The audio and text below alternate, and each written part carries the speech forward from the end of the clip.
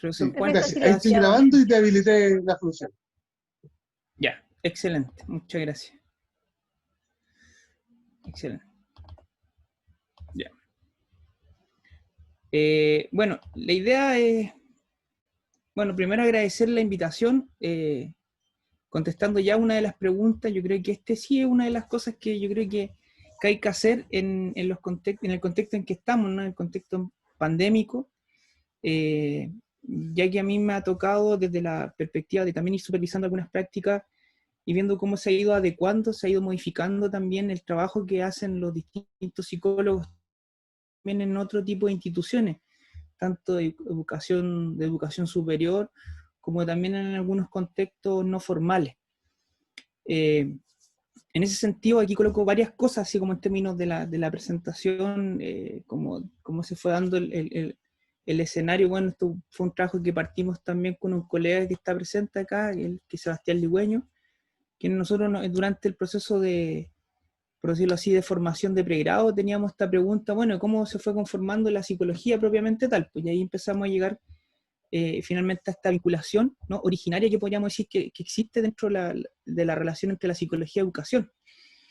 Es interesante porque cuando analizamos principalmente el nacimiento de la psicología nos damos cuenta esta estrecha relación que hay entre la conformación de la psicología, entendiendo que la psicología partió como un área principalmente de conocimiento, de investigación, ¿no? Cuando empezamos a hablar de Vygotsky, hablar de autores que de alguna forma no, son los más cercanos a nuestro proceso de formación en el área educacional, nos encontramos que justamente ellos no son necesariamente psicólogos. Entonces, básicamente la psicología era un área de conocimiento en la cual se desplegaba y un área de investigación que estaba presente, muy patente en los profesores. Y eso es lo interesante de cómo se va conformando esta relación originaria, por decirlo así, entre la psicología y la educación en Chile.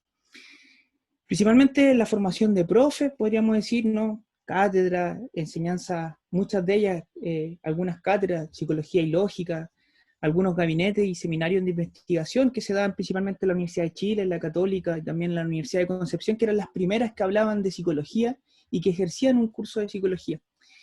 Y podríamos decir que en esos términos, cómo se entendía la psicología, estaba principalmente focalizada en esta idea de la orientación vocacional o profesional, ¿sí?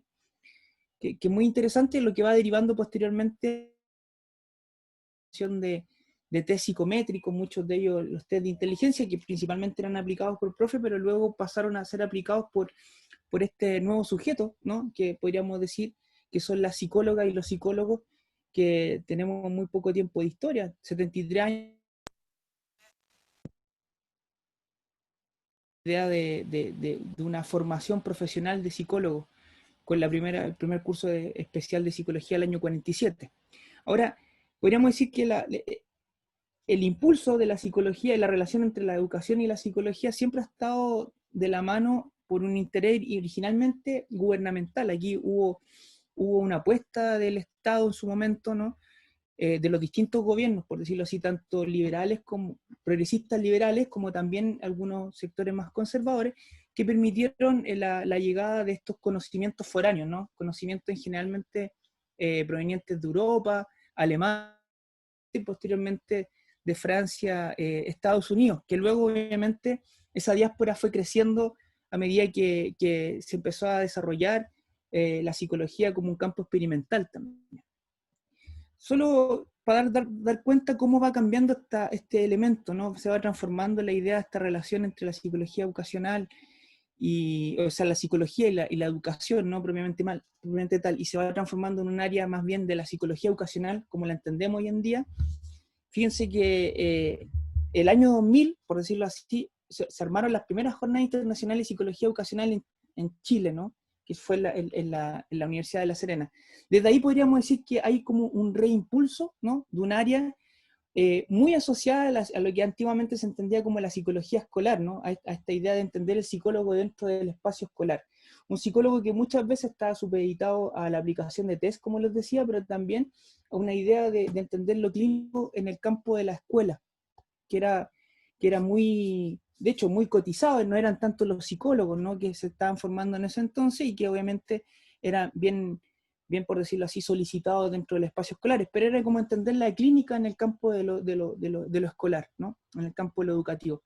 Ahí podemos entender distintos pasos, ¿no? Fíjense cómo se va transitando de un momento a la actualidad. Ahora, como un hito más bien institucional, el año 2008 empieza a crearse una especie de gremialización de los psicólogos ocasionales propiamente tal, ¿no? Separándose un poco de lo que ya, o al alero de lo que fue la creación del Colegio de Psicólogos, ¿no? En el año 68. Quizás como para contestar algunas de las preguntas que nos estaba comentando Juan, bueno, en esta invitación de conversar, ¿no? Algunas cosas que yo he ido sistematizando al alero a raíz de esta supervisión que yo estaba desarrollando con colegas, ¿no? En formación, en la Universidad de San bueno, aquí está también como supervisora con la coordinadora general Lorena Muñoz. Hemos tenido algunas instancias de conversación donde también he podido como darme cuenta también que hay muchas similitudes en el área práctica, lo que ha pasado en este contexto pandémico. Bueno, primero, entender que estamos utilizando plataformas, ¿no?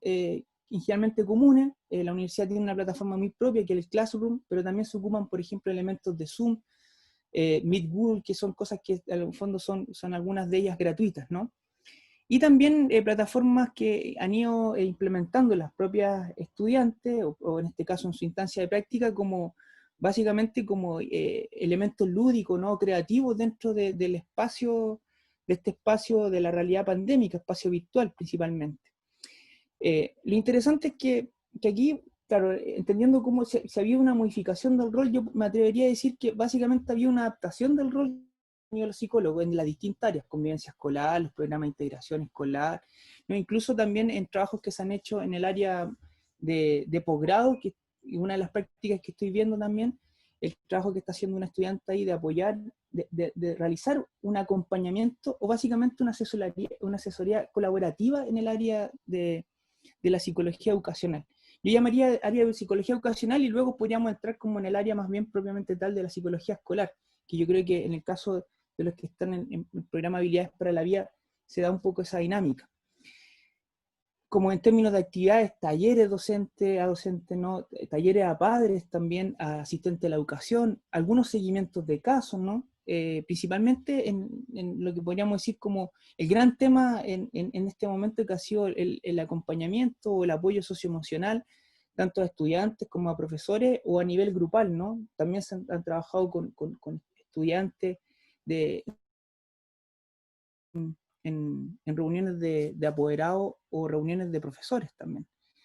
Elaboraciones de informes, levantamiento de información, muchos de ellos han trabajado en esta área.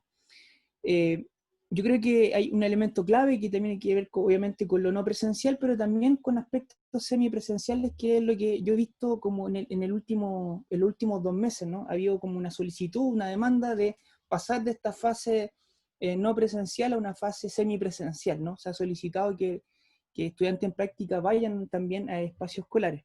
Quizás sería un elemento, un tópico a poder trabajar. Nosotros, así como los grandes temas, han sido lo socioemocional, ¿no? Como un gran tópico que se ha trabajado, y también el tema del retorno a clases, o la vuelta a clases, que ha sido un segundo gran tópico en estas supervisiones. Lo interesante es cómo se va adaptando este proceso. Entonces, yo, para colocar algún elemento ahí a la conversa, debatiendo, ¿no? Sí, un aspecto que ha sido contradictorio ha sido esta idea de establecer relación humana afectiva en un contexto en el cual nos encontramos. Es posible hacerlo a través de una plataforma como esta. El trabajo a distancia genera ese grado de confianza, ¿no? con un otro con el que se está trabajando. Bueno, han sido también los elementos que de alguna forma han estado en las reflexiones, que obviamente están apuntando principalmente en esta idea del sentido del trabajo, ¿no? ¿Cómo puedo yo entender, darle vida a un espacio no presencial, que han sido como la temática permanente en las supervisiones, ¿no? Darle sentido al trabajo. Yo diría que un elemento también que quizá aquí está cruzado también por las desigualdades que cada estudiante y también cada escuela, ¿no? Estamos hablando de realidades de colegios particulares a colegios municipales, ¿no? Esa es como la diversidad. Las condiciones desiguales de trabajo, ¿no? Algunos sí se les ofrecen, por ejemplo, computadores, se le ofrecen, por ejemplo, internet, o se hacen mejoras en ese ámbito, versus que hay otros trabajos, en el caso de algunos colegios municipales, donde solamente trabajan con los 40 minutos que te ofrece el Zoom gratuito, ¿no? O en algunos casos Meet Google, ¿no? Y obviamente todo lo que conlleva los problemas de conectividad que ustedes ya empezaron a comentar, por ejemplo. Otro elemento asociado a las prácticas que ha estado es la falta de rotatividad, o sea, en este caso la permanencia de colegas que estén ahí o que sepan contar la historia de lo que hace un psicólogo o lo que ha hecho un psicólogo en esos espacios de trabajo. Hay muy poca memoria respecto de ello.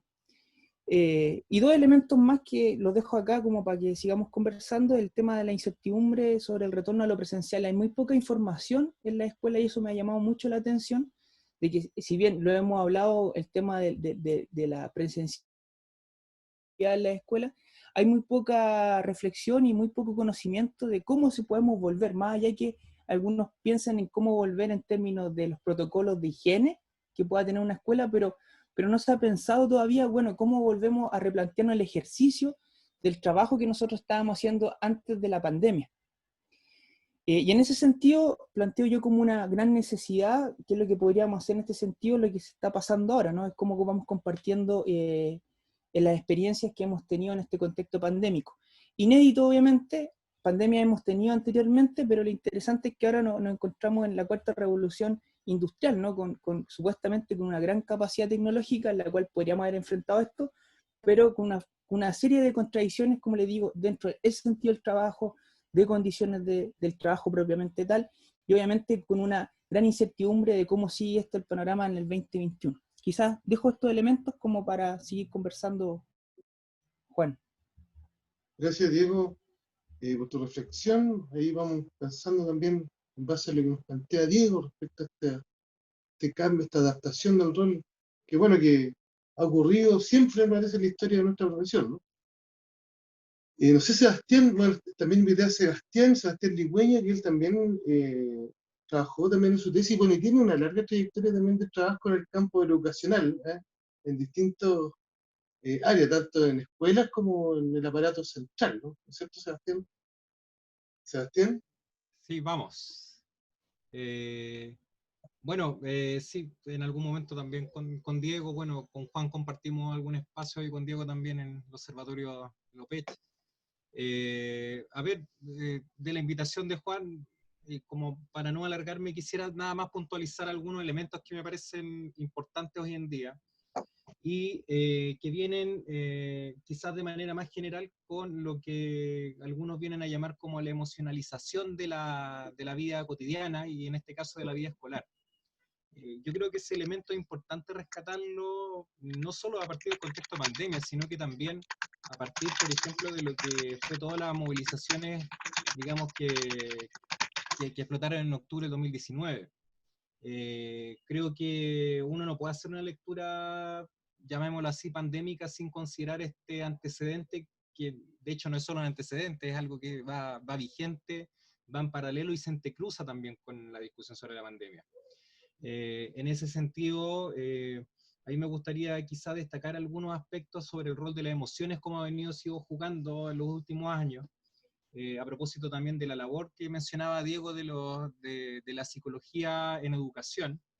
Y en eso, llamativamente, esta es una pregunta que deslizo, digamos, tomando también la historiografía que hace Diego. Si de alguna forma profesionales de la psicología hemos estado reaccionando, digamos, a eventos. Estoy pensando, por ejemplo, lo que ha implicado la inserción de profesionales de la psicología en la Ley de Subvención Escolar Preferencial, decreto 170, que según las estadísticas actuales son las principales plazas laborales, y en donde el rol, más que venir construido desde adentro, quizás una lectura importante de eso, es un rol que viene asignado desde las políticas públicas. En ese sentido, si uno, por ejemplo, examina las mallas curriculares, hasta hace algún tiempo atrás, no había, digamos, todavía esta discusión respecto al ejercicio profesional, porque es un rol absolutamente nuevo y explosivo. Según la estadística que nosotros hemos recabado, se supone que como asistente de la educación hay más de 10.000 psicólogos y psicólogas en el sistema educacional. Aproximadamente un tercio de ellos corresponden a los primeros 2-3 años de carrera, digamos, de título. Por lo tanto, yo creo que eso también ha implicado la muestra de cómo la psicología como profesión, como nunca se ha ido instalando en un contexto educativo, pero leído desde las políticas públicas. Entonces, creo que también ahí hay un aspecto interesante a discutir. Vuelvo al tema rebelión social, estallido. Hay algunos nombres comunes para denominar a esto, pero dejo abierta también la polisemia digamos, para discutir este acontecimiento.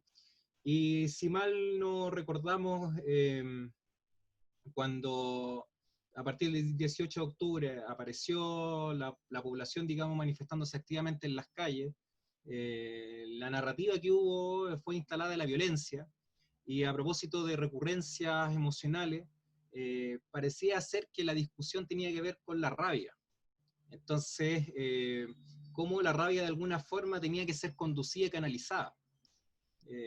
Si ustedes recuerdan, por ejemplo, lo que fueron las discusiones a fines del año pasado, a propósito de la necesidad de este acuerdo constituyente, en que entraron distintos partidos políticos, uno de los tópicos que estaba señalado ahí era justamente cómo conducir esta rabia. Entonces, me hace sentido esta clave pensando en lo que ocurrió en pandemia, porque efectivamente, y a propósito de la emocionalización de la vida escolar, de alguna forma lo que nosotros hemos asistido durante todo este año, y de esto quería hablar, y a propósito que también me lo mencionó Diego, es a la explosión de expertos de la subjetividad de distinta índole. Expertos que no solamente son del campo de la psicología, sino que, por ejemplo, del campo de la educación, del campo de las neurociencias. Ha habido una explosión, digamos, de discursos sobre cómo enfrentar la pandemia en términos emocionales. Quizá con sus matices más o menos, digamos, esta proliferación de expertos ha tendido a sugerir estrategias, digamos, de enfrentamiento de la pandemia a nivel individual. Entonces, por ejemplo, yo estaba revisando justamente para este conversatorio, había visto 2 ejemplos. Un ejemplo lo da la ACH, por ejemplo, la Asociación Chilena de Seguridad, tiene unos documentos, por ejemplo, que habla de gestionando nuestras emociones en tiempos de COVID. El concepto es de ellos, ni siquiera el concepto es que uno lo ha instalado. Esta idea de que las emociones se gestionan es un concepto que me parece que es súper importante para entenderlo hoy en día más que nunca, porque apela de alguna forma a que el sujeto individuo tiene, digamos, que controlar y dar buena causa a sus emociones. Entonces, a propósito de la rabia, me llama la atención porque, por ejemplo, el documento de la H señala justamente ciertas fases en las cuales, digamos, se produce una especie como de ciclo emocional en relación al COVID. Entonces, la segunda fase, por ejemplo, que ellos señalan, que describen, hablan de, por ejemplo, ¿por qué no hacer nada? Es digamos, una frase que señalan que sería parte de una segunda fase. Entonces, esta segunda fase tiene que ver con, por ejemplo, cómo la ciudadanía expresa la rabia, por ejemplo, frente a la incompetencia de la autoridad. Entonces, el documento señala, bueno, más allá de que si esto es verdad o no, los cauces, digamos, que da para la resolución emocional de esto, son soluciones que en definitiva tienen que ver con conducir la rabia, con aprender a buscar espacios, digamos, de contención a nivel individual. Por lo tanto, a mí me parece que es interesante comprender cómo la clave de gestión emocional, que la misma idea de gestión involucra, digamos, distintos elementos, termina siendo depositada básicamente como una responsabilidad del individuo. Y en ese sentido, pareciera ser también que toda esta panoplia de profesionales que están interviniendo en la dimensión emocional apelan justamente a la dimensión individual del proceso. Yo no estoy negando la importancia también de los espacios cotidianos y también a nivel personal de que uno también pueda reconocer y ver lo que le está pasando. Lo que me parece de alguna forma es que todo este ejercicio de gestión esconde la naturaleza inherentemente social, digamos, de los eventos que nosotros estamos enfrentando. Porque si bien es cierto, la pandemia digamos, llamémoslo así, una emergencia sanitaria, y que a nivel colectivo poblacional pareciera ser que nuestra forma de enfrentarlo es a nivel individual. Entonces nosotros hemos ido presenciando, y quizás a nosotros también nos han solicitado esto, y esto también lo pongo en discusión, nos han solicitado de alguna forma conducir y calmar este malestar. Y en ese sentido, a propósito de lo que señalaba también de la explosión de charlas, webinares, me parece, solamente como un ejemplo, me parece muy ilustrativo esta emergencia de estas personas, digamos, gurúes de las emociones. En ese sentido, destaco, por ejemplo, a Amanda Céspedes, que ha hecho múltiples charlas al respecto, y que señala algunos elementos interesantes. Por ejemplo, en una clase magistral, así denominada, que hizo para los webinarios del Ministerio de Educación, dice cosas como, por ejemplo, que el equilibrio, digamos, emocional se halla en el encuentro con los otros, lo cual nadie podría estar en desacuerdo, y después empieza a dirigir justamente la rabia. Dice de cómo los padres y madres tienen que enfrentar la rabia con sus hijos. Entonces, apela a esta metáfora del torrente emocional. Y dice, no tengo ninguna evidencia al respecto que señala algún estudio, algo por el estilo, dice, por ejemplo, 2 de cada 10 adultos saben encauzar la rabia, la pena para crecer emocionalmente. Todo el resto no sabría encauzar la rabia. Amanda Céspedes, como ejemplo, digamos, de lo que algunos autores vienen a llamar el aplicacionismo en psicología, o el aplicacionismo en este caso en la educación, viene posteriormente a dotar de una serie de, llamémoslo así, de herramientas conceptuales de las neurociencias para explicarnos la importancia de las emociones.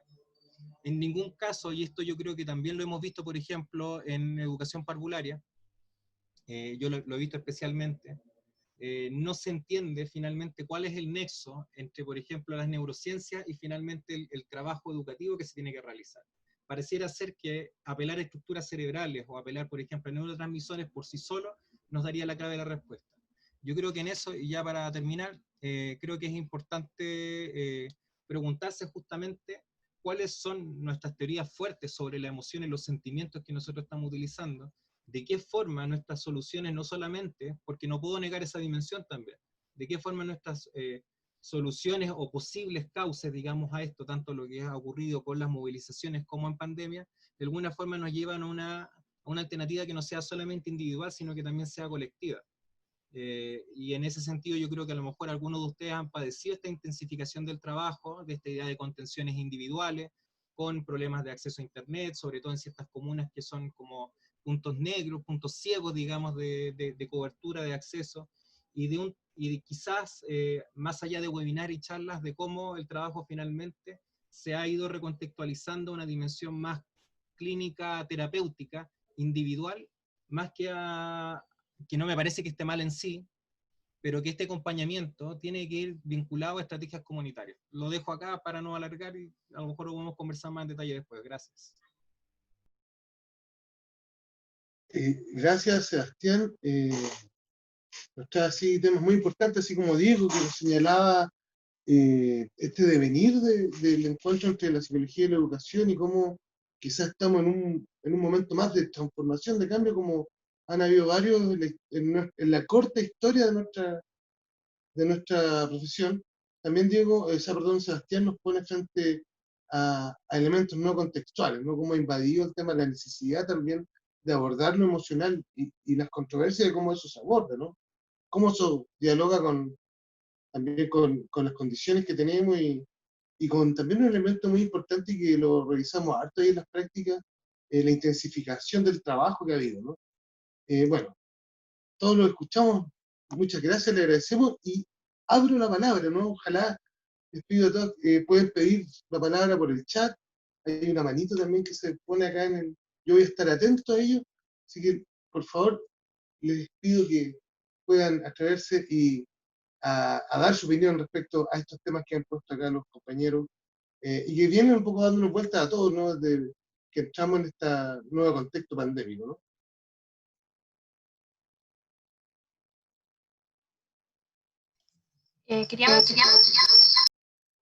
Ahora sí, voy a poner las preguntas las voy a compartir en pantalla para que las recuerden. Y se las voy a recordar, las voy a leer. Bueno. La primera pregunta como guía es ¿en qué ha cambiado nuestro rol en este contexto? La segunda pregunta es ¿qué desafíos tenemos? ¿Qué hemos aprendido? Y la tercera es ¿qué condiciones necesitamos? Para que las recuerden.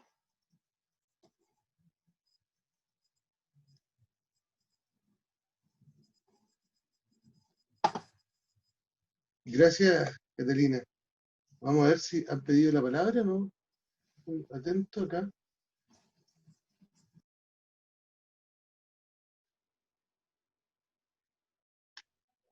Yo puedo contar un poquito. Adelante, adelante, Daniela.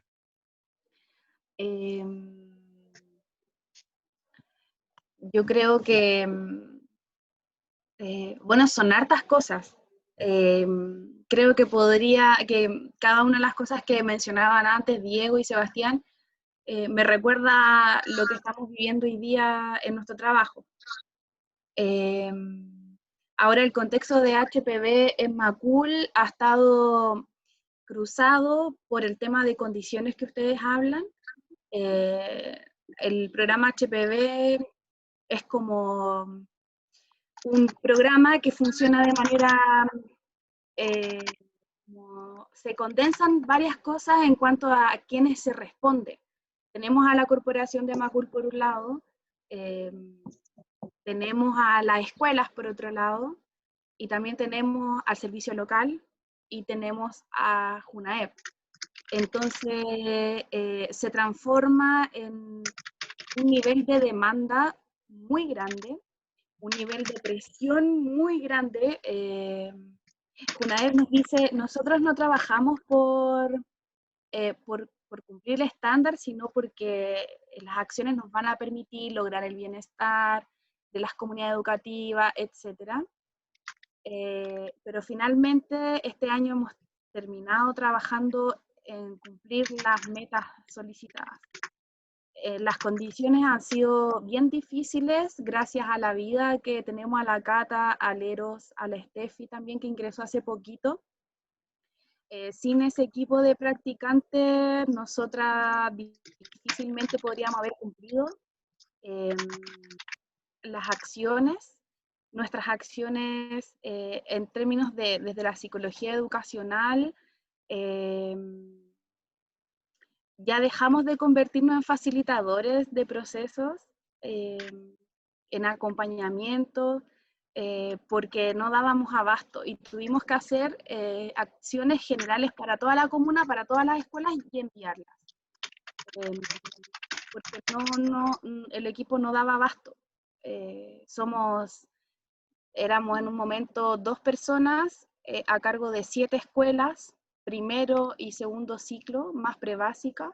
Entonces, las condiciones, no teníamos internet, usamos todavía nuestros propios recursos, ahora estamos haciendo aplicación de cuestionario para saber el estado de la salud mental de estudiantes, estamos llamando como locas, ha sido tremenda demanda, y más que nada hemos tenido que responder a eso estando en distancia de profesor. En los años anteriores, cuando era presencial, por ejemplo, en mi experiencia, yo pasaba dentro de las salas, observando, acompañando a las profes, haciendo talleres, haciendo planificaciones, armando actividades. Era como yo siempre decía que HPV es como una caricatura de la psicología educacional, porque es todos los temas que ven, al menos yo vi en mi formación de psicología educacional, los vivo en HPV. Pero en este contexto de pandemia que ha sido meramente virtual, no hemos podido vivirlo cercanamente, a excepción de las actividades de autocuidado, que en un momento nos desvivimos con una compañera e hicimos autocuidados en vivo en todas las escuelas, primer y segundo ciclo. Y ahí conocimos sus realidades durante junio, julio, agosto, y fue impactante ver el desgaste, la frustración, la angustia, la descoordinación, la sensación de desvalidez, la sensación de incapacidad, la sensación de cansancio, un montón de emociones displacenteras, que era importante abordarlas, pero también en la escuela estaban primando otras cosas. como en la priorización del currículum, hacer clases virtuales, preparar las clases virtuales, etc. Una de las cosas que más se ve en las escuelas que hemos podido ver es la entrada de lleno, de cuajo, de golpe del tema digital en su didáctica. Y eso ha sido sumamente complejo porque es desigual. Hay personas que se asocian más a la edad, que son más jóvenes, que tienen mayor cercanía con este lenguaje digital y finalmente promueven aplicaciones, herramientas, metodologías que funcionan bien en lo virtual. Pero lo desigual se ve cuando con otras profesoras, profesores que no tienen esa conexión, ese lenguaje, y les es muy difícil. Así que eso también lo vimos bastante, porque en la escuela Macul al menos no es que hayan hecho como talleres para preparar a los profes para hacer esta educación virtual, sino que fue como háganlo, y háganlo como les salga. Eso, en general, muy a grandes rasgos.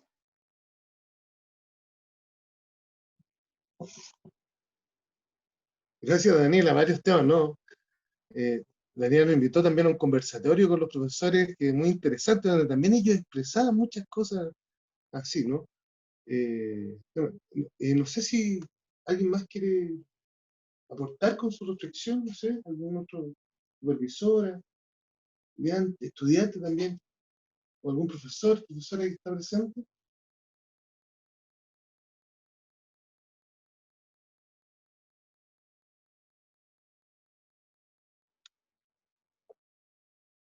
Adelante nomás.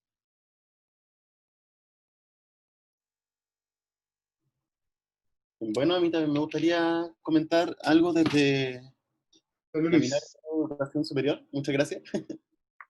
En verdad concuerdo con todo lo que se está mencionando hasta ahora. Considero que el tema de la emocionalidad y sobre todo salud mental este último año ha sido un temazo respecto a todo lo que vincula a la educación. Y también me gustaría mostrar a la discusión un aspecto que creo que en particular se está dando mucho este año, que es la disolución de los espacios.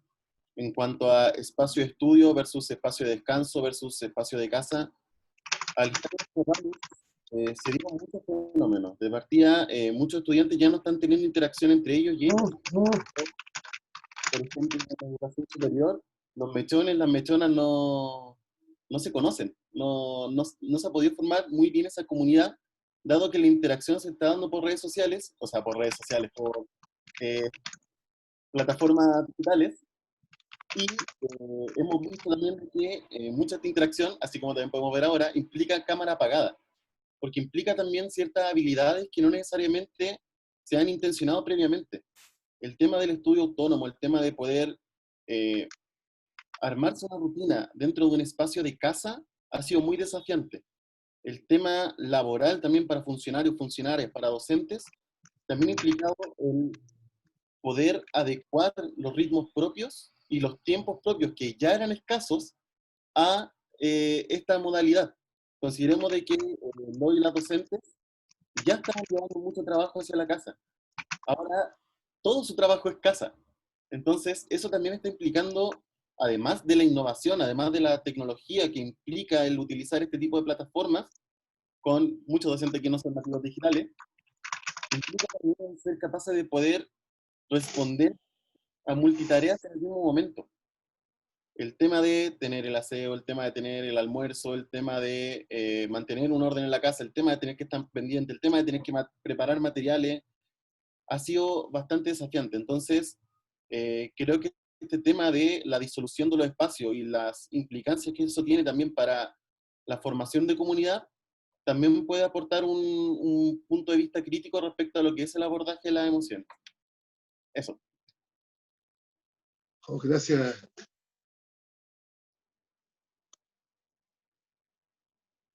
Muchas gracias, Luis. Muy interesante lo que planteas, ¿no? Este tema de la disolución de los espacios, ¿no? Yo no lo he escuchado como eso, pero completamente de acuerdo, ¿no? Nos dice Rodrigo, muchas gracias por la invitación, muy interesante, se debe retirar, quería visualizar, pero lamentablemente no alcanzó a opinar Rodrigo, no sé si se fue. Sería interesante haber escuchado su opinión, pero no sé si hay alguien más que quiera complementar acá lo que nos planteó Luis, lo que nos planteó Daniela, ¿no? respecto a los cambios que está teniendo un poquito nuestra práctica ahí, ¿no?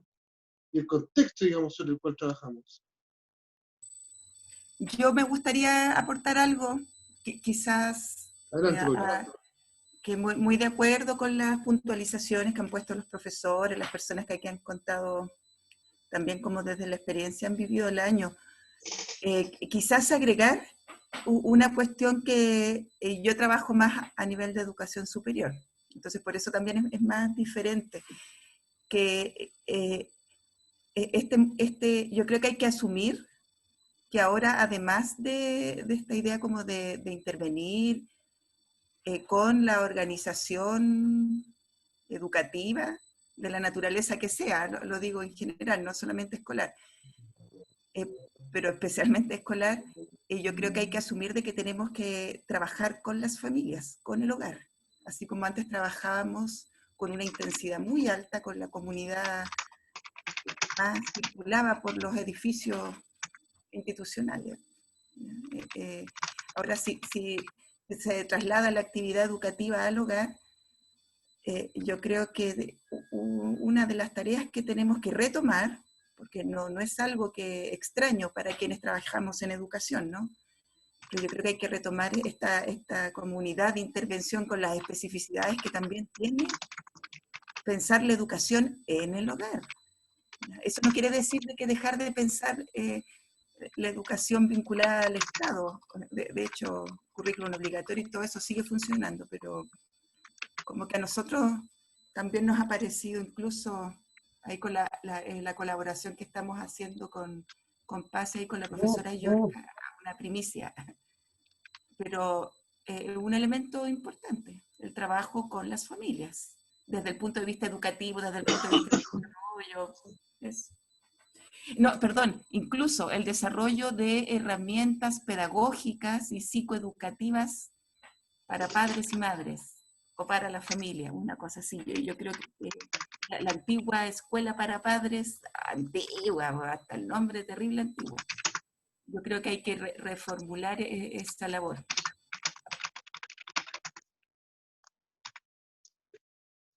Gracias, Paulina. Sí, y quizás también hay que ver esto como una oportunidad que nos permita ampliar nuestro ámbito de intervención y de trabajo, y no estar tan encerrado en el edificio de escuela, como decís tú, ¿no? En vez de encerrarse en la casa, que implique abrirse más, un tema muy relevante. No sé quién más pidió la palabra, no sé si se me pasó ahí, ¿alguien?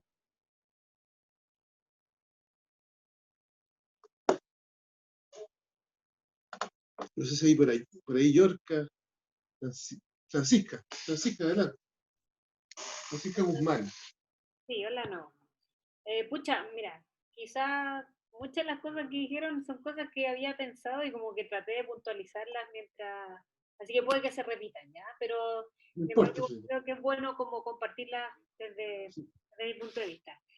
Primero, un poco en qué ha cambiado nuestro rol en este contexto. Yo creo que, a diferencia de otros años, al menos en mi caso, que también soy del HPB Ñuñoa, conozco a Daniela, de Macul, este año hemos tenido que hacer un trabajo mucho de contención emocional, ya sea con los equipos de directivos, los ejes, con los docentes, con los apoderados, incluso con los mismos alumnos, ya sea de primer o de segundo ciclo, lo cual no ha sido fácil en términos de como no tan solo como sostener los procesos de cada uno de esos colegios, sino que también al mismo tiempo sostener los propios procesos como personales familiares que uno va llevando cuando trabaja en casa, ¿sí?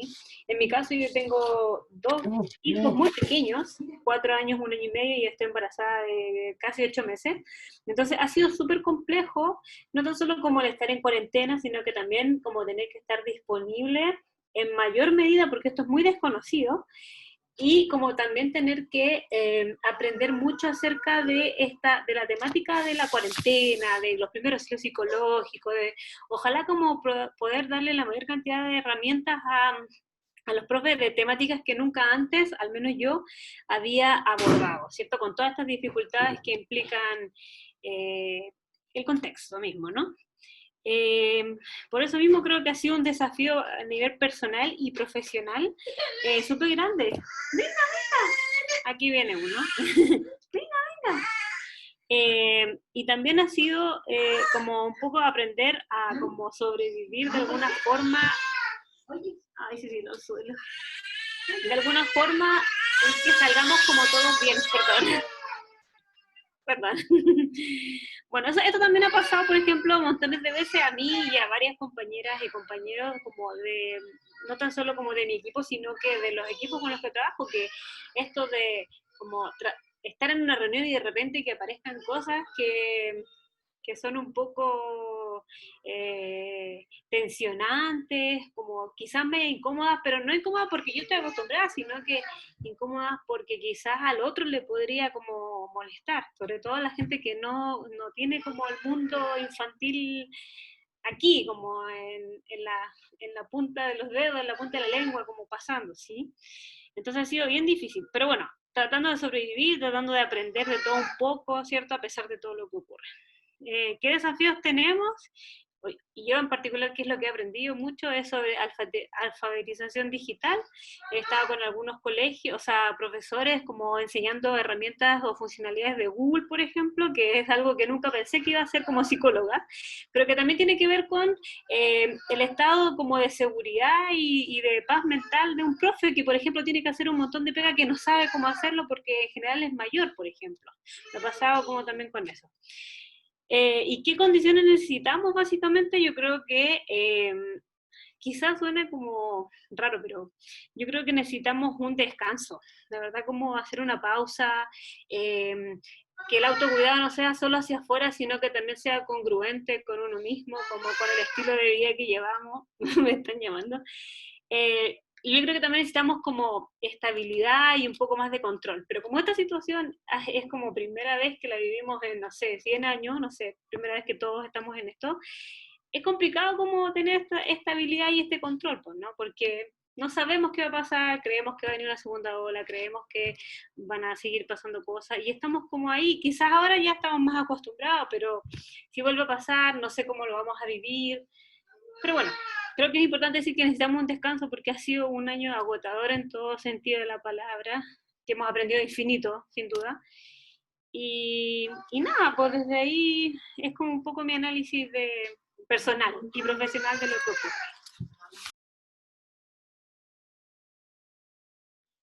Gracias, Francisca. Creo que ahí lo apuntaste al tema, ¿no? Muchos ahí comentan un descanso, porque efectivamente se ha intensificado el trabajo, ¿no? Hay una demanda emocional de parte, pero bueno, nosotros, ¿qué pasa con nosotros? Ahí no sé si hay otra opinión, alguien que quiera compartir su experiencia, referirse a alguna de las preguntas expuestas. No sé, Sebastián, si te habéis quedado con algo en el tintero ahí respecto a lo emocional que tocaba Francisca. Sí, o sea, yo creo que, o sea, no sé si hay algo en el tintero, yo creo que hay múltiples experiencias que dan vuelta. Quizás también la virtualidad de los medios también entraña desafíos, pero no hay que dejar de reconocer que hay elementos que son anteriores también, que están presentes y que cobran intensidad. Yo creo que también esto requiere soluciones y desafíos creativos. Hay un elemento que me parece que es importante, eso sí, en todas las medidas e iniciativas que se han creado, y es reconocer efectivamente las brechas tecnológicas. Yo creo que eso es un elemento importante. Yo creo que de alguna forma la desigualdad también se está expresando virtualmente, y probablemente se está exigiendo, por lo que nosotros hemos visto también, que profesionales de la psicología tengan que justamente tener que invertir de sus propios recursos, aún a veces su seguridad, para poder establecer estas comunicaciones, estos contactos. Entonces, hay un desafío que no puede quedar en la contingencia, creo yo, que se tiene que de alguna forma articular post pandemia, y probablemente estos deban ser elementos que deban articular tanto a niveles de establecimientos educacionales, pero incluso más allá a nivel país. A propósito incluso de la discusión constitucional que estamos teniendo, que vamos a empezar a tener hoy en día. Quizá el acceso neutral tecnológico debiese, a ojos podríamos plantearlo, porque debiese ser un bien común garantizado.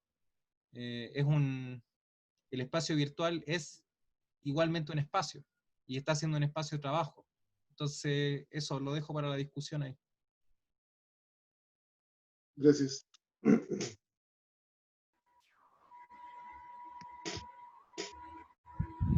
Yo quiero hablar.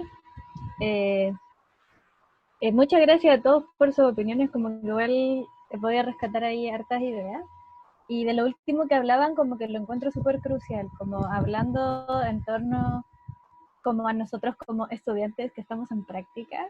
Siento que ha sido un desafío súper grande el tema de hacer la práctica en esta modalidad, porque muchas veces nos encontramos que teníamos como una idea de qué es lo que íbamos a llegar a hacer a los colegios, que ha cambiado harto con este tema de la tecnología, porque el rol del psicólogo, a mi parecer, en estos momentos dentro de los colegios, ha tenido mucho que ver con esto, con la tecnología, porque incluso para poder desarrollar alguna idea o hacer algún taller que tenga un sentido psicológico, como por decirlo de alguna manera, el manejo de la tecnología y el poder entregar un mensaje a través de actividades ha sido crucial. Entonces, el poder diseñar una actividad en EducaPlay, por ejemplo, ha sido crucial a la hora de poder como entregar un mensaje, porque con niños pequeños, por ejemplo, es imposible pensar en tratar de hacer un taller preventivo por un computador con alguien que no conoces si es que no tiene un elemento lúdico.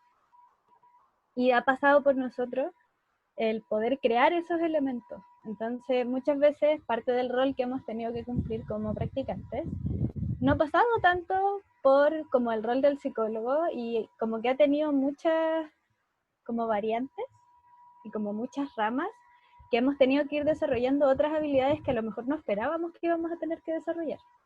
Asimismo, también ha pasado, o me ha pasado a mí al menos, que hay cosas que esperaba como desarrollar que tampoco he podido desarrollar por este tema de lo virtual. Porque, por ejemplo, yo encuentro que una de las cosas que de verdad necesitaba era el tema del manejo de grupos, como poder pararte al frente de un curso o al frente de, no sé, 10 niños y poder hacer una actividad y hacer algo como entretenido y poder manejar el grupo. Eso por lo virtual es mucho más difícil, como que es otra dinámica, que no es comparable. A pesar de que he participado en muchas actividades con niños y que han salido todas súper bien, es algo que no está como tan desarrollado como para hacerlo presencial. Y siento que esa como es algo que ha ido cambiando del rol, como que este año, si bien hemos tenido que hacer muchas contenciones, muchos acompañamientos, como que igual gran parte del rol ha sido poder manejar herramientas digitales y poder como contener también en torno a eso. Eso. Hay algo que se me olvidó que era en torno a lo que decía la profe María Paulina, que encuentro que el tema del trabajo con las familias ha sido crucial. Nosotros, como con una de las personas con las que trabajo, nos ha tocado que para los talleres preventivos, que generalmente son en la escuela, con los niños solamente, lo hemos podido hacer invitando a los papás. Y ese trabajo encuentro que ha sido súper, como que ha rendido muchos frutos, como el tema emocional en la pandemia ha sido difícil de abordar y ha sido una de las cosas que más hemos tenido que hacer, y el trabajo con las familias en torno a las emociones, incluso con el mero reconocimiento, como que las mamás puedan reconocer al frente de sus hijos que han sentido miedo, por ejemplo, y que sus hijos también sienten miedo, porque los niños mismos lo han dicho, ha sido como un trabajo súper bueno que siento que se pierde en lo presencial, porque en lo presencial los papás no van al colegio. Y es algo que siento que tiene que ser como vital para el próximo año. Este año ha sido como el año para pensar en la salud mental, y sobre todo en los colegios, porque siento que no hay ninguna escuela que no se lo haya preguntado y que no se haya preocupado por un tema así. Entonces, siento que es como nuestro momento para empezar a meter más la cuchara y dejar de ser como estos diagnosticadores en los colegios, que es como, oye, ¿sabéis que este niño se está portando mal? ¿Qué podemos hacer? Y pasar como a trabajar más en comunidad, pues más en equipo. Gracias, Nivana. No sé si alguien podemos dar habíamos pensado hasta las 5:30 máximo, así que no sé si unas 2 o 3 palabras más para ir cerrando, que puedan referirse un poco a los temas que han también puesto aquí los participantes, que superen incluso las preguntas que planteamos, ¿no? Inicialmente. Sí. Sí, a mí me gustaría, bueno, totalmente de acuerdo con todo lo que han planteado. A mí me gustaría destacar 2 conceptos, que son la flexibilidad que todos como trabajadores de la educación hemos tenido que aprender duramente, porque en educación estamos acostumbrados a planificar casi todo, porque improvisar siempre es un poco riesgoso. Entonces, sin embargo, este año todo lo que teníamos planificado tuvimos que dejarlo a un lado, ¿cierto? En nuestro caso, en OPB, en PASE, nosotros en enero siempre dejamos el año completo planificado, desde marzo hasta diciembre, hasta enero, febrero incluso, como acompañamos la transición de enseñanza media y educación superior. Y este año, bueno, esa planificación hubo que dejarla a un lado y replantear los tipos de actividades. Nosotros hacíamos acompañamiento presencial con aproximadamente 1000 estudiantes, entonces 500 de tercero y tienen 500 de cuarto, 17 cursos de cada nivel en los 7 colegios, y nuestro equipo en particular trabajaba con el 100% de los estudiantes, y recorríamos los 7 colegios físicamente. Entonces fue muy difícil, porque resultaba imposible para nosotros trabajar con los 1000 estudiantes, incluso de manera virtual. Primero porque no hay conectividad, nosotros trabajamos en contextos de muy alta vulnerabilidad, donde muchos estudiantes, aunque quieran, no pueden conectarse, por lo tanto eso ya nos jugó en contra. Y entonces, además de tener que aprender que teníamos que flexibilizar la forma de acompañar a estas comunidades educativas, me parece que fue este año relevante el papel que jugaron los psicólogos educacionales y en particular los orientadores también, como articuladores de equipo. Entonces yo diría que este año fue como visibilizar y relevar la labor de todos los equipos de apoyo, los equipos PIE, las duplas psicosociales, los equipos de orientación, los equipos de convivencia escolar, porque ellos dejaron de tener este rol como tras bambalinas, ¿cierto? Donde tienen siempre mucho trabajo y sabemos que viven apagando incendios en los colegios, pero no se nota mucho, no se ve. Esto no se ve porque lo que se ve son las clases, ¿cierto? Y estos alumnos que sacan de la sala y los llevan para esas otras intervenciones. Sin embargo, este año, por lo menos en PASE, lo que nosotros pudimos apreciar fue que el acompañamiento que fundamentalmente hicimos, entonces ya no fue directamente a los estudiantes en sus horas de consejo de curso o las negociadas con el colegio y a los profesores jefes, sino que nuestro trabajo fue directamente con orientadores, equipos de convivencia y equipos psicosociales. Entonces, y ahí jugaron un rol fundamental, ellos articulando con sus comunidades, con los profesores jefes, bajando la información a través de WhatsApp, porque los estudiantes no necesariamente tienen acceso a correo tampoco y a las plataformas, sino que a través del celular tienen acceso a las redes sociales, entonces por ahí era más fácil, ¿cierto?, la comunicación. Entonces nosotros vimos que esta tremenda barrera que significaba el contexto de emergencia, la pandemia, la virtualidad, de un momento a otro se transformó en una tremenda oportunidad. Y para nosotros como equipo de orientación y proyecto de vida en PASE, fue el año en que logramos que nos respondieran correos, nos contestaran WhatsApp, fluyeran las comunicaciones. Antes lográbamos reunirnos con suerte una vez con todos los orientadores en forma simultánea. Este año hicimos 3, 4 encuentros fácilmente, y pudimos revisar varios temas en profundidad. Entonces, a mí me parece que una importante enseñanza que nos deja este año es que los trabajadores de educación, ya sean psicólogos como la mayoría de ustedes acá, los que somos profesores, orientadores, psicopedagogos de los equipos PIE, por ejemplo, ¿cierto? Y todos los profesionales los trabajadores sociales también, que trabajamos en comunidades educativas o acompañándolas, creo que nos dimos cuenta que la virtualidad, claro, nos aleja de este vínculo al que estábamos acostumbrados, que es más afectivo, que es más cercano, donde muchas veces abrazamos a los profesores, ¿cierto? O a los mismos estudiantes y los contenemos emocionalmente. Sin embargo, nos permitió instalar capacidades como nunca antes, porque fue la necesidad. La necesidad hizo que esas TICs que antes añorábamos que manejaran en los colegios, este año tuvieron que hacerlo. Entonces, no había otra forma de llegar a los estudiantes, a las familias, a los apoderados. Entonces, a mí me parece que todo lo que tiene que ver con la función de capacitación a docentes, a las familias, instalar capacidades, me parece que eso se podría potenciar dentro del rol que tienen los psicólogos educacionales, y creo que es el momento de hacerlo.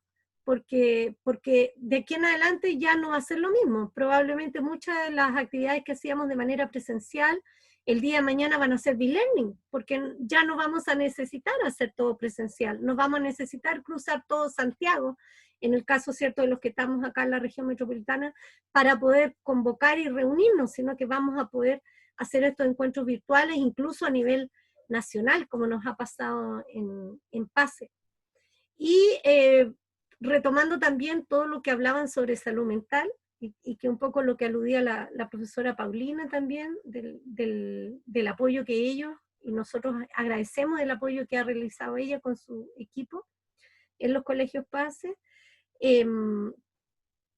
Básicamente, creo que no teníamos conciencia, por lo menos nosotros que trabajábamos en salud mental, porque como no es nuestra área, no nos dábamos cuenta que cuando desarrollábamos habilidades socioemocionales, de autogestión, de manejo del tiempo, de comunicación asertiva, de manejo de emociones, y de autocuidado también muchas veces, en el contexto de la autorregulación, no nos dábamos cuenta que estábamos haciendo salud mental. Entonces, me parece que también es relevante sistematizar, lo hablábamos la otra vez, Juan, ¿cierto?, en una reunión, es súper importante que todos los equipos de trabajo que hemos vivido y hemos tenido que diseñar experiencias, ¿cierto?, que se relacionan con salud mental y con habilidades socioemocionales para estudiantes, profesores y las familias también, es sumamente importante que dejemos registros, sistematicemos, evaluemos esas experiencias y las proyectemos, porque no va a ser la primera ni última vez que tengamos una emergencia de este tipo,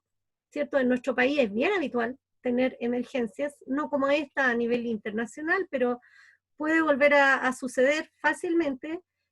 Ni siquiera sabemos qué va a pasar el otro año, están ahí las pruebas con las vacunas, nosotros vamos mirando lo que pasa en el hemisferio norte y sabemos que después acá se repite más o menos la misma historia, y le agregamos el factor cultural, ¿cierto?, que lamentablemente los chilenos son medios porfiados y poco aplicados y rigurosos en medidas de autocuidado, en general en la población. Por lo tanto, a mí me parece que eso es fundamental, que no nos saltemos etapas, que miremos todos los logros que alcanzamos este año a pesar de la pandemia, que lo registremos, lo sistematicemos, lo evaluemos, y sobre esa base proyectemos un trabajo más moderno, ¿por qué no decirlo también? A mí me resultaba muy fácil hacer todo presencial, cansador recorrer Santiago, pero muy bonito, muy cercano. Entonces, claro, es cercano, es bonito, pero es poco práctico, porque nosotros hoy día hacemos 3 charlas y damos, ¿cierto?, la misma cobertura que dábamos antes en 17 charlas, y recorriendo todo Santiago en una semana. Entonces, eso también ha facilitado el trabajo, no solo con las comunidades de los colegios, sino también el trabajo colaborativo intrainstitucional. Nosotros este año hemos trabajado muy codo a codo con diversas unidades dentro de la universidad, y ha sido sumamente provechoso. Entonces, creo que esa es la mirada esperanzadora que podríamos tener de cuál es el rol del psicólogo educacional hoy día. A mí me parece que es clave. A mí me parece que es fundamental. No concibo una comunidad educativa sin el apoyo de un psicólogo educacional. Para nosotros en particular, que somos el equipo permanente en OPB PASE, yo soy orientadora y Catalina es psicopedagoga, para nosotros ha sido súper importante y un tremendo aporte contar estos años con Rodrigo Rebolledo, con Daniela Cañete y este año con Claudia Sandoval. Yo te lo dije la otra vez, Juan, de verdad que para nosotros es un aporte desde lo profesional, desde la mirada que ellos tienen como psicólogos educacionales y también desde lo personal. En ese sentido yo también quiero felicitar al Departamento de Psicología porque están teniendo tremendas cosechas de profesionales de la psicología. Sé que no es solamente la educacional, sé que también es en las otras especialidades. Esos serían mis comentarios desde la mirada que hemos tenido en PASE. Muchas gracias, Yorka. Te agradezco. Va quedando poquito tiempo, no sé si hay alguna palabra más, quizás. Si no, iríamos cerrando. Dejo el espacio para si alguien quiere decir algo más, si no. Bueno, hemos hablado de varios temas, ¿no? Hemos hablado de las condiciones, ¿no? De las condiciones que tienen las familias, los estudiantes, los profesores, para abordar en nuestro contexto, ¿no? Que son diversas, ¿no? Muchas son precarias, ¿no? Pero también las condiciones que tenemos como profesionales, ¿no? Psicólogas y psicólogos, para vivir también este contexto, no solo también de las condiciones materiales que tenemos para ejercer nuestro rol, sino también las condiciones quizás subjetivas, particularmente el tema de incertidumbre, cómo vamos a seguir también, ¿no? Por eso quizás es importante lo que señalaba Yorka respecto a la necesidad de sistematizar nuestra experiencia, también de compartirla entre nosotros, más allá de este espacio, o sea, con nosotros ojalá podamos también como departamento ayudar a eso, o sea, como línea, digamos, ayudar a compartir esta experiencia, porque evidentemente esto va a continuar, ¿no? Probablemente va a ser un retorno más complejo del que pensábamos, ¿no? Hablamos también del rol de lo afectivo, ¿no? ¿Cómo tomar este tema del rol de lo afectivo, ¿no? Porque también hay dos formas, ¿no? O sea, la necesidad de lo afectivo, de lo emocional, de abordar eso, ¿no? En un contexto marcado por la incertidumbre, por la precariedad, por la evidencia de la desigualdad que surge, pero también aparece este tema un poco que lo que plantea Sebastián, de la regulación emocional, que aparece hoy muy fuerte, ¿no? Se nos presenta un desafío de abordar lo afectivo, pero ¿cómo abordamos ese tema? También es un tema ahí que noté que pareció forma importante. Otro tema, ¿cómo hacemos una educación hacia el hogar, ¿no? El tema, lo que señalaba Luis de los espacios, ¿cómo quizás nos tenemos que también autoeducar hacia también tener hábitos de trabajo saludables, ¿no? No es solo en términos de dar el adecuado espacio al descanso, sino también hábitos de trabajo que nos permitan ser a la vez más efectivos, pero no también autoexplotarnos, ni precarizarnos, ¿no? En un contexto en donde también no solo esto se logrará con hábitos, sino también con cierta conquista de derechos que tenemos que poner, ¿no? Y si no, quizás no ponemos atención en ese tema, no lo compartimos, no lo sistematizamos, quizás podemos naturalizar esta intensificación del trabajo, lo cual no es bueno, ¿no? Bueno, y el futuro. Yo me quedo también con esta visión optimista, creo que también es una oportunidad para revisar el rol de los psicólogas y psicólogos en la escuela, nunca en un sentido, o sea, que replantearnos este rol, ojalá no vaya a reducir nuestra práctica, sino que ojalá esa práctica se amplíe en términos de formas de trabajar, de ámbitos sobre los cuales intervenir. Ahí Paulina ponía que aparezca nuevamente la familia quizás de forma más patente, como los ámbitos a trabajar, y no menos ámbitos en los cuales trabajar, no encerrarnos únicamente en los chicos que requieren apoyo, sino también hoy día quizás más que nunca hay que salir a la comunidad e incluir a las familias, ¿no? Otro tema, ¿no? O la capacidad también de elaborar estrategias pedagógicas diversas, ¿no? Que no solo apunten a la escuela, sino que también puedan moverse en la comunidad, en la ciudad, ¿no? En el espacio virtual y en otros medios de comunicación, que también son ámbitos para ampliar nuestro trabajo, ¿no? Y no solo quedarnos quizás reducidos a la herramienta virtual o al test, ¿no? Que parecieron hacer, sino que hoy día hay muchas cosas que podemos hacer como profesionales. Me quedo ahí, no sé si alguien quisiera compartir algo más.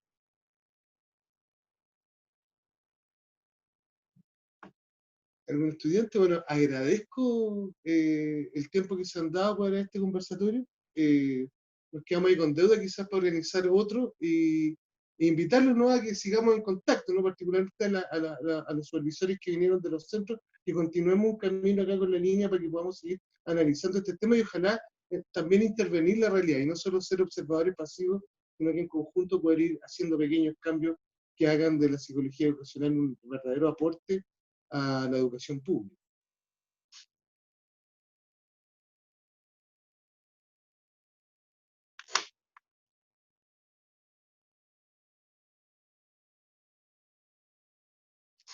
Bueno, muchas gracias a todas y todos. Nos despedimos. Si quieren abrimos los micrófonos. Y vamos a hacer con los estudiantes prácticos un pequeño documentito donde vamos a recoger esta reflexión y se los vamos a enviar a todos para que sirva tanto como insumo para los informes de cada uno de sus prácticas, pero también para ustedes, para que lo tengan. Lo vamos a subir online, que quede un documentito sobre el cual podemos seguir reflexionando, desarrollando, incluso el próximo año hacer otra instancia sobre la cual revisemos lo que discutimos aquí y veamos cuánto hemos avanzado, cuánto hemos retrocedido en este contexto que, como ustedes dicen, es de incertidumbre, ¿no?